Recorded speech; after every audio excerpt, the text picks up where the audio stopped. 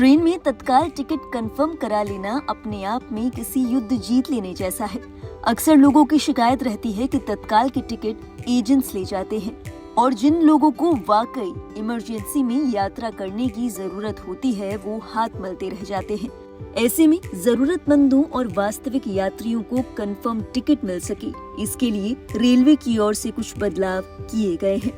Railway का मानना है कि इन तमाम बदलावों के साथ कालाबाजारी और फर्जी एजेंट्स पर लगाम लगेगी।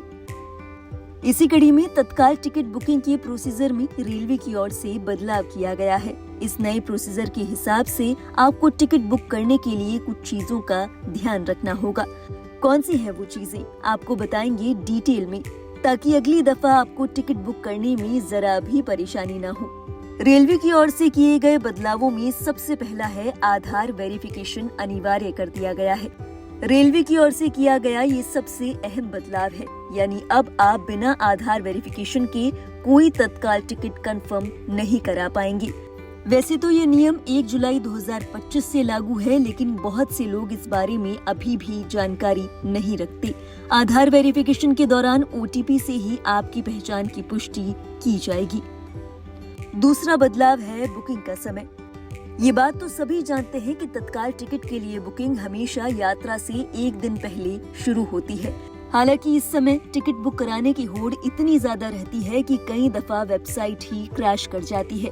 ऐसे में रेलवे की ओर से इस परेशानी का हल निकालने के लिए AC और नॉन AC कोचेस के लिए बुकिंग का समय अलग अलग कर दिया गया है।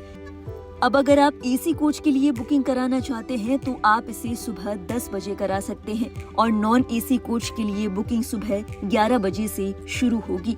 ऐसा करने से आपको सहूलियत तो होगी, लेकिन इस बात का ख्याल रखें कि आपको तेजी से टिकट बुक करने के लिए तैयार रहना होगा, क्योंकि सीटें कुछ ही मिनटों में भर जाती है।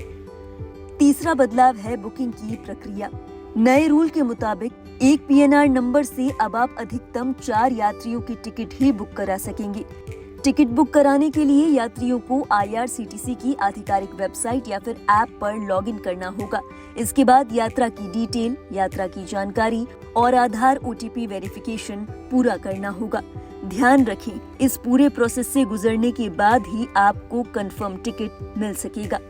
चौथा है कैंसिलेशन और रिफंड के नियम। नए नियमों के मुताबिक अगर किसी यात्री की तत्काल टिकट कंफर्म है और वो उसे कैंसिल करना चाहता है तो ट्रेन के प्रस्थान से 30 मिनट पहले कैंसिलेशन किया जा सकता है। हालांकि आपको ध्यान रखना है कि ऐसी स्थिति में आपको कोई रिफंड नहीं मिलेगा। वहीं अगर तत्काल टिकट वेटिंग या फिर RAC में है तो उसका रिफंड सामान्य रेलवे के नियमों के हिसाब से ही दिया जाएगा। अब आपको बताते हैं कि बुकिंग के समय ऐसी कौन सी वो चीजें हैं जिनका आपको ख्याल रखना है और कौन सी वो चीजें हैं जिन्हें आपको अपने हाथ में रेडी रखना है। सबसे पहले नंबर पर है बुकिंग के समय आपके पास आपकी आधार डिटेल्स होनी चाहिए।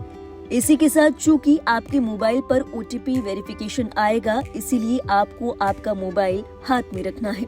ध्यान रखें कि बुकिंग समय से पहले ही IRCTC अकाउंट में लॉगिन करके सारी डिटेल्स सेव कर लें।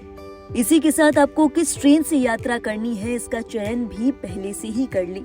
ऐसा करने से आपका समय बचेगा और टिकट पाने की संभावना बढ़ जाएगी। इसी के साथ रिफंड के नियमों को ध्यान में रखते हुए ही बुकिंग करें, ताकि बाद में जाकर अगर आपका प्लान कैंसिल हो तो आपको फाइनेंशियल लॉस ना झेलना पड़े।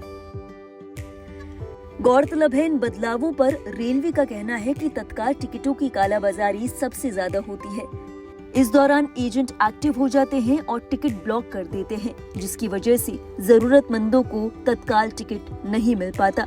ऐसे में इन बदलावों के जरिए रेलवे का मानना है कि यात्रियों को तत्काल टिकट मिलने में आसानी होगी। बहरहाल रेलवे की ओर से किए गए इन तमाम बदलावों को लेकर आपके क्या विचार है? क्या आपको लगता है कि इन बदलावों से एक आम यात्री को वाकई सुविधा होगी? अपने विचार हमें जरूर बताएं कमेंट बॉक्स में। और देश और दुनिया से जुड़ी बाकी अहम खबरों के लिए आप देखते रहिए लाइव हिंदुस्तान।